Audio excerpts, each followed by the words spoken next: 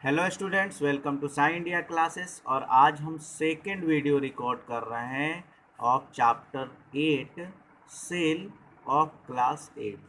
ठीक है, आपको याद होगा तो प्रीवियस वीडियो में मैंने सिस्टम बता दिया था। सेल्स बना के टिश्यू बनाते हैं, सेल्स मिल के टिश्यू, टिश्यू मिल के ऑर्गन, ऑर्गन बन के सिस्टम, और सिस्टम जब मिलते हैं बहुत सारे तो लिविंग ऑर्गेनिजम्स बनता है। आपको बताया था, सेल बताया था, डिस्कवरी ऑफ सेल बताया था, सेल की थ्योरी बताई थी मैंने, जो 3 बायोलॉजिस्ट ने 1838 में दिया था, ये भी बताया था। और साथ साथ डाइवर्सिटी मतलब क्लासिफिकेशन ऑफ सेल बताया था, अकॉर्डिंग टू नंबर बताया था, 2 टाइप के, यूनिसेलुलर और मल्टी सेलुलर। शेप्स और साइजेज के अकॉर्डिंगली भी मैंने बताया था। ठीक है, शेप में देखेंगे तो नर्व सेल बताया था, मसल सेल बताया था, डब्ल्यूबीसी बताया था। ठीक है, अच्छा, उसके बाद सारी चीज़ें सीडोपीडिया भी बताया था। उसके बाद अगर आप देखेंगे तो अकॉर्डिंग टू साइज भी बताया था, अकॉर्डिंग टू साइज भी मैंने बताया था। ठीक है, अब देखिएगा, अब हमको आज की वीडियो में पढ़ना है पार्ट्स ऑफ अ सेल। ठीक है, ऊपर की सारी चीज़ें फर्स्ट वीडियो में है, आप अच्छे से देख लीजिएगा। अब हमको देखना है कि एक सेल में, ठीक है, क्या क्या पार्ट्स रहता है। ठीक है, जैसे हमारी ह्यूमन बॉडी है तो क्या क्या पार्ट्स है, तो हैंड है, ठीक है, एक ब्रीदिंग सिस्टम है, नोज वाली है, एक साउंड सिस्टम है जिससे हम सुनते हैं, एक आई का सिस्टम है जिससे हम देखते हैं, सब सिस्टम है। आई बात समझ में, उसके पार्ट्स हैं। उसी तरह एक जैसे आपका क्या बोलते हैं, आपकी गाड़ी है, बाइक है, तो आपकी बाइक में आप देखेंगे टायर है, एक्सेलरेटर है, ठीक है, सीट है, ठीक है, उसके बाद जो स्पीडोमीटर है, ठीक है, ये सारी चीज़ें क्या हैं, एक बाइक के पार्ट्स हैं। हेडलाइट है, ये बाइक के पार्ट्स है, नंबर प्लेट है, ठीक है, ये बाइक का पार्ट्स है। क्यों, अगर बाइक को अलग अलग अलग अलग करेंगे तो हमको इन सब के कॉम्बिनेशन से बाइक बनती है ना। उसी प्रकार जो सेल है, सेल, ठीक है, सेल के कितने पार्ट्स होते हैं एक एक करके हम देखते हैं। ठीक है, सेल भी बहुत सारे पार्ट्स को मिला के बनते हैं। उसमें सबसे पहली बात होती है सेल मेम्ब्रेन। सेल मेम्ब्रेन क्या होता है, तो the cell membrane is a thin layer that holds the cell together. मतलब देखो, ये एक पतला लेयर रहेगा, ये, ठीक है, ये पतला एक लेयर रहेगा जिसके अंदर पूरा सेल रहेगा। पूरा सेल के ऊपरी हिस्सा को बोलते हैं जिसके अंदर सेल रहता है, ये सेल में इट इज पोरस। पोरस मतलब इसमें होल रहते हैं, छिद्र छिद्र छिद्र छिद्र, होल मतलब इसमें। पोरस मतलब कि कोई भी सब्सटेंस यहाँ से यहाँ चला जाए और यहाँ से यहाँ भी आ सकता है, मतलब पोरस में जिसमें होल हो। ठीक है, it allow the movement of substance into and out of the cell. मतलब कि देखो, कोई भी सेल की जो ऊपर वाली बाउंड्री है, जो वो बाउंड्री है जिसको पूरे सेल को होल्ड करके रखता है, इधर उधर भागने नहीं देता है, और उसको एक बाउंड्री के अंदर बांध के रखता है, उसको बोलते हैं सेल मेम्ब्रेन। ठीक है, ये पोरस होता है, ठीक है, ये थीन लेयर रहता है, मतलब पतला लेयर रहता है और पोरस रहता है, और इसमें कोई भी सब्सटेंस अंदर भी जा सकता है और बाहर आ सकता है। मतलब it allow the movement of a substance into, मतलब अंदर जाने का या फिर आउट, बाहर आने के लिए। It also gives the shape of the cell. क्यों, क्योंकि ये सेल को शेप भी देता है। अगर ये वाल अगर ऐसा है तो इस शेप का हो गया हमारा सेल, और अगर ये गोल है तो गोल टाइप का सेल हो गया। अब देख लेते हैं सेल मेम्ब्रेन हम कहाँ होता है।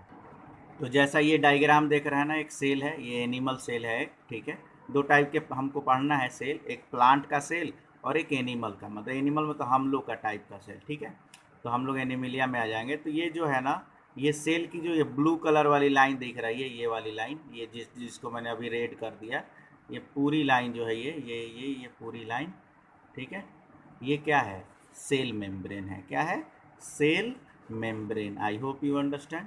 ऐसे ही अगर आप देखोगे प्लांट में, ये देखो, ये प्लांट सेल है, ये क्या है, ये प्लांट सेल है, मतलब कि प्लांट में इस टाइप का सेल होता है, आगे पढ़ना है। और ये एनिमल सेल है, ये अभी जो देखा, इसके जो बाहरी लेयर है, ये वाला लेयर, और इसका ये ऊपर वाला लेयर, इसको क्या बोलते हैं, cell membrane. It also gives the shape of the cell and, और क्या देता है ये, और क्या देता है बताइए, तो ये मूवमेंट करता है, अलाउ करता है कि कोई भी सब्सटेंस इसके सेल के अंदर आ जाए और बाहर चला जाए। ये पोरस होता है। तो सेल मेम्ब्रेन के बारे में आई होप कि आपको अच्छे से समझ में आ गया होगा। दूसरा पार्ट देखिए, ठीक है। अब दूसरा है हमारा पार्ट सेल वॉल, ठीक है। सेल वॉल के बारे में एक बता दें कि ओनली इन प्लांट सेल होता है, मतलब ये एनिमल सेल में नहीं होता है, ठीक है। एक्चुअली देखिए इसके बारे में पहले थोड़ी सी क्या लिखा है बता दूं, फिर खुद से बताऊंगा। The cell wall is additional wall outside the cell membrane. मतलब अभी हमने देखा ना कि कोई भी सेल का जो बाहर वाला पार्ट है जो इसको शेप दे रहा है, इसको बोलते हैं सेल मेम्ब्रेन। अब सेल मेम्ब्रेन के बाद भी एक लेयर होता है, इसको बोलते हैं सेल वॉल। सेल का दीवाल, वॉल मतलब दीवाल। अब ये ओनली इन प्लांट सेल होता है, एनिमल सेल में नहीं होता है, मतलब कोई भी जानवर में, पक्षी में, हम लोग में नहीं होता है, लेकिन जितने भी प्लांटीज हैं, प्लांट्स हैं, उसमें होता है। It is only present in plant cell. Cell wall is only present in plant cell, याद रखिएगा, ठीक है। It also gives the shape of the plant cells, offers protection and provide rigidity of a cell. आप देखो simple सी बात है, कोई भी एनिमल्स को छुओ उसकी बॉडी को, तो आपको सॉफ्ट सॉफ्ट टच होगा। आप अपने स्किन को टच करोगे तो वो सॉफ्ट रहता है। आप गाय, भैंस, बकरी, मुर्गी, जो भी है, जो भी एनिमल्स, पक्षी हैं, उनके बॉडी को टच करेंगे तो सॉफ्ट रहता है। लेकिन कोई भी प्लांट की बॉडी को टच करेंगे तो दबता नहीं है, वो हार्ड होता है। क्यों? Because of this cell wall. उसके सेल के ऊपर क्या रहता है? सेल वॉल होता है, जो उसकी रिजिडिटी बढ़ाती है। रिजिडिटी मतलब टाइट करता है उसको, कठोर बनाता है, उसी से उसको बोलते हैं cell wall. The cell wall in the plant cell are made up of cellulose. याद रखिएगा, आपसे कोई पूछेगा कि in plant cell cell wall is made up of, तो it is a substance called cellulose.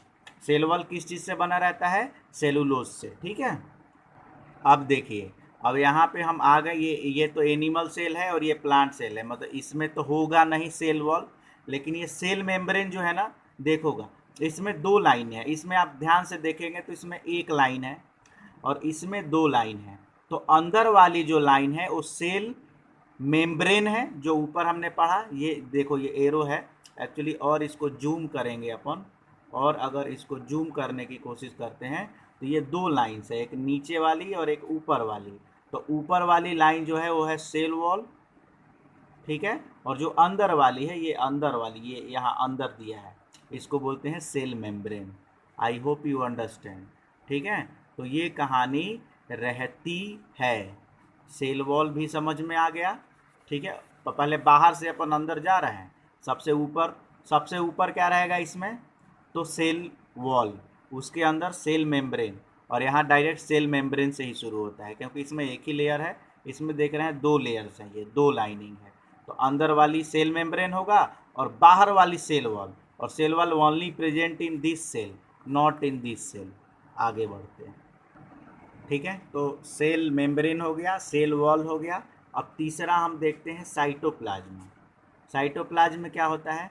तो देखिए, सबसे पहले इसके बारे में बताएं कि एक ये जेली लाइक सब्सटेंस होता है जो सेल के अंदर पाया जाता है। It is jelly like substance. Jelly like substance मतलब कि जिसकी डेंसिटी वाटर से ज़्यादा हो और सॉलिड भी ना हो। जेल जानते हो ना, जेल, ठीक है। तो जेल टाइप की रहती है, ठीक है। It is jelly like substance inside the cell, मतलब सेल के अंदर जो जेली लाइक सब्सटेंस होगा उसको बोलते हैं साइटोप्लाज्मा, ठीक है। It helps a nucleus and various other cellular components within it, ठीक है। This components are called cell organelles, ठीक है। मतलब कि देखिए, सबसे पहले ये एक प्लांट सेल, ये एनिमल सेल। अब इन दोनों के अंदर ये लिक्विड आपको दिख रही है ना, प्लांट सेल में देखिएगा ये लिक्विड दिख रही है ना, जेली लाइक सब्सटेंस। मतलब ये सेल मेम्ब्रेन और इसके बीच की जो जेली लाइक सब्सटेंस है, ठीक है, ये जेली लाइक सब्सटेंस ये पूरा जो भरा हुआ है, इसको बोलते हैं साइटोप्लाज्मा। क्या बोलते हैं इसको? साइटोप्लाज्मा। ऐसे ही प्लांट सेल में देखेंगे कि ये पीला कलर का जो भी सब्सटेंस यहाँ पे दिख रहा है, ये क्या है? साइटोप्लाज्मा। ये दोनों में रहता है, प्लांट सेल में और एनिमल सेल में। It always occurs inside the cell. It is a jelly like substance. और इसी में बहुत सारे टाइप के सेल ऑर्गेनेल्स रहते हैं. सेल ऑर्गेनेल्स मतलब जैसे ये एक तो न्यूक्लियस हो गया, तो इसी के अंदर है, इस जेल के अंदर ही इसमें भी न्यूक्लियस है, और इस जेल के अंदर इसमें भी न्यूक्लियस है. मतलब ये न्यूक्लियस को भी रखता है, साथ साथ वेरियस सेल ऑर्गेनेल्स. जैसे आप देख रहे होंगे कि सेल ऑर्गेनेल्स यहाँ पे देख लीजिए, ठीक है, यहाँ पे देख लीजिए, ठीक है. These components are called cell organelles. मतलब इस साइटोप्लाज्मा के अंदर न्यूक्लियस तो रहता ही है, साथ साथ और भी सेलुलर कंपोनेंट्स होते हैं. उन कंपोनेंट्स को कहते हैं सेल ऑर्गेनेल्स. वो कंपोनेंट्स कौन, वो सेल ऑर्गेनेल्स कौन? तो सबसे द सेल ऑर्गेनेल्स इंक्लूड, उसमें माइटोकॉन्ड्रिया रहता है, राइबोसोम्स रहते हैं, रिबोसोम्स बोलते हैं, गोल्जी बॉडीज रहती हैं, etcetera. It is responsible for storing and releasing energy.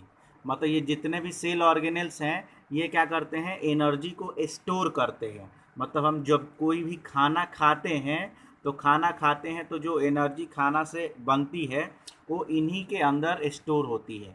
और जब हमको लिखना रहता है, हमें किसी को मारना रहता है, जब हमको दौड़ना रहता है, कोई भी सामान उठाना रहता है, तो उस समय हमारे मसल्स को एनर्जी की रिक्वायरमेंट होती है. तो यही जो सेल ऑर्गेनेल्स हैं उस समय रिलीज करते हैं एनर्जी. बात समझ में आई कि नहीं? जैसे आपके घर में मम्मी मालिक होती हैं, पापा पैसे कमा के लाते हैं और मम्मी उसको स्टोर करती हैं. मैं ये नहीं बोल रहा हूँ सबके घर में, किसी के घर में दादाजी भी मालिक होते हैं, ठीक है, तो दिल पे मत लीजिएगा बातों को मेरी. मम्मी को एग्जाम्पल दो. तो पापा पैसे कमा रहे हैं, मम्मी स्टोर करती हैं उस पैसे को, और जब भी जहाँ कोई रिक्वायरमेंट होती है तो वो फिर उसको देती हैं. तो जो मम्मी काम कर रही हैं स्टोर करने की पैसे को और फिर बाद में देने की, उसी तरह एनर्जी को बॉडी के अंदर, सेल के अंदर यही सेल ऑर्गेनेल्स स्टोर करते हैं. और सेल ऑर्गेनेल्स मतलब जिसमें माइटोकॉन्ड्रिया होती है, रिबोसोम्स होते हैं, गोल्जी बॉडीज होती हैं. आई hope you understand. It responsible for storing and releasing energy. अब एक ये सिंपल सा देखिए डायग्राम है सेल का. तो सेल में हमने साइटोप्लाज्म देख लिया, ठीक है, कि क्या होता है. फिर हमने सेल मेम्ब्रेन देख लिया, ठीक है. अब हम क्या देखने वाले हैं, सेल ऑर्गेनेल्स. तो अच्छा, न्यूक्लियस भी हमने देख लिया कि न्यूक्लियस इनसाइड है. न्यूक्लियस के बारे में और पढ़ते हैं अपन. ये देखिए आप, जैसे आपने देखा कि राइबोसोम्स हो गए, गोल्जी बॉडीज हो गई, माइटोकॉन्ड्रिया हो गई, वैक्यूल हो गई, ये सारे कहाँ हैं? ये सारे इस साइटोप्लाज्म, ये जेली लाइक सब्सटेंस के अंदर ही हैं. जैसे ये माइटोकॉन्ड्रिया होगा, 1 2 3 4, ये सारे माइटोकॉन्ड्रिया इसी के अंदर हैं. आई बात समझ में कि नहीं आई? ऐसे ये देख रहे हैं कि गोल्गी बॉडीज हैं. ये सब के बारे में आगे हम पढ़ने वाले हैं कि माइटोकॉन्ड्रिया क्या होता है, वैक्यूल क्या होता है, राइबोसोम्स क्या होते हैं. लेकिन ये सारे सेल ऑर्गेनेल्स होते हैं, ये एनर्जी को स्टोर करते हैं और रिलीज करते हैं. और they all occurs inside the cytoplasm. Cytoplasm means the jelly like substance inside the cell. तो आई होप इतनी आपको बात समझ में आ गई होगी कि एक सेल होता है, सेल का सबसे ऊपर वाला सेल मेम्ब्रेन, और उसके ऊपर भी एक सेल वॉल होता है ओनली इन प्लांट में, ठीक है. उसके अंदर जेली लाइक सब्सटेंस होता है, उसको बोलते हैं साइटोप्लाज्मा. साइटोप्लाज्मा के अंदर, ये जेली लाइक सब्सटेंस के अंदर बहुत सारे सेल ऑर्गेनेल्स मिलते हैं, ठीक है. सेल ऑर्गेनेल्स में तो रिबोसोम्स, गोल्जी बॉडी, वैक्यूल, माइटोकॉन्ड्रिया, ये सारे सेल ऑर्गेनेल्स कहलाते हैं, ठीक है. और उसके अंदर न्यूक्लियस भी होता है, दोनों में देखेंगे तो. इसमें भी देख रहे हैं कि इस जितने भी सेल ऑर्गेनेल्स हैं इस जेली लाइक सब्सटेंस के अंदर ही हैं. These all are cell organelles, ठीक है. आगे बढ़ते हैं. अब अगला हमारा रहेगा न्यूक्लियस. अगला क्या रहेगा, न्यूक्लियस. इसको ध्यान से देखिएगा. फॉर एग्जाम्पल देखिए ये क्या है, तो ये एक सेल का क्या हो गया, सेल का क्या हो गया, सेल मेम्ब्रेन, ठीक है. इस सेल मेम्ब्रेन के अंदर जेली लाइक सब्सटेंस होंगी, उनको क्या बोलते हैं अपन, तो इसको बोलते हैं साइटोप्लाज्मा, ठीक है. अब देखिए, अब इसके अंदर भी एक गोल टाइप का न्यूक्लियस होता है. क्या होता है, न्यूक्लियस होता है. इसके अंदर भी एक न्यूक्लियस होता है राउंड स्फेरिकल शेप में, ठीक है. और इस न्यूक्लियस के अंदर भी इस न्यूक्लियस के अंदर भी जेली लाइक सब्सटेंस होता है। ठीक है, तो देखिए ये क्या हो गया, ये हो गया न्यूक्लियस। ठीक है, और इसके अंदर जो जेली लाइक सब्सटेंस हो गया, तो देखो सेल के अंदर जो जेली लाइक सब्सटेंस है उसको साइटोप्लाज्म, और जो न्यूक्लियस है, न्यूक्लियस भी इसी साइटोप्लाज्म में रहेगा। ठीक है, उससे न्यूक्लियस के अंदर जो आपकी जेली लाइक सब्सटेंस है उसको बोलते हैं न्यूक्लियोप्लाज्म। कंफ्यूज मत होइएगा न्यूक्लियोप्लाज्म और साइटोप्लाज्म में। जो सेल मेम्ब्रेन के अंदर जेली लाइक सब्सटेंस है उसको साइटोप्लाज्म। अब इस साइटोप्लाज्म के अंदर न्यूक्लियस, और न्यूक्लियस के अंदर जो जेली लाइक सब्सटेंस है उसको न्यूक्लियोप्लाज्म। इसको अगर हम अच्छे से पढ़ने की कोशिश करें तो देखिए, ठीक है, न्यूक्लियस क्या होता है, तो it is a spherical body present inside the cell. Cell के अंदर एक न्यूक्लियस बॉडी, स्फेरिकल बॉडी होता है। It contains thick jelly like substance, मोटी जेली लाइक सब्सटेंस रखता है, इसको बोलते हैं न्यूक्लियोप्लाज्म। साइटोप्लाज्म जो सेल के अंदर, जो सेल मेम्ब्रेन के अंदर जो जेली लाइक सब्सटेंस है उसको साइटोप्लाज्म, और जो इस न्यूक्लियस, इसके अंदर भी एक न्यूक्लियस है, साइटोप्लाज्म के अंदर एक न्यूक्लियस है, और न्यूक्लियस के अंदर जो जेली लाइक सब्सटेंस है उसको बोलते हैं न्यूक्लियोप्लाज्म। ठीक है, अच्छा अब यहाँ पे एक चीज़ और देखिएगा। ठीक है, थोड़ा सा यहाँ पे हम समझने की कोशिश करें। ठीक है, थोड़ा सा यहाँ पे और थोड़ा सा डिटेल में समझने की कोशिश करें। ठीक है, यहाँ पे आप देखेंगे कि ये न्यूक्लियस हो गया, ये पूरा क्या हो गया, ये हो गया न्यूक्लियस, टोटल न्यूक्लियस हो गया, और इसके अंदर जो लिक्विड है, मतलब कि जेली लाइक सब्सटेंस है, उसको न्यूक्लियोप्लाज्म कहते हैं। ठीक है, लेकिन आप देख रहे होंगे कि ये इस लेयर को क्या कहेंगे, इस लेयर को, ये टोटल, तो ये टोटल राउंड शेप वाला क्या हो गया, न्यूक्लियस। जैसे ये सर्कल हो गया, ये टोटल क्या हो गया, सर्कल, लेकिन ये क्या हो गया, सर्कुम्फेरेंस। मतलब इस ओनली बाउंड्री की बात करें तो ये सर्कुम्फेरेंस है, और ये टोटल की बात करें तो सर्कल है। ऐसे ही अगर टोटल की बात करें तो न्यूक्लियस है, और इस अगर बाउंड्री की बात करें तो इस बाउंड्री को बोलते हैं, इस बाउंड्री को बोलते हैं न्यूक्लियर मेम्ब्रेन।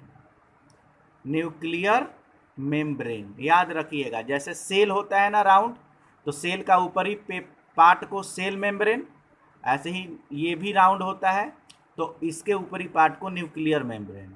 सेल के अंदर जेली लाइक सब्सटेंस को साइटोप्लाज्मा, और न्यूक्लियस के अंदर जेली लाइक सब्सटेंस को न्यूक्लियोप्लाज्मा कहते हैं।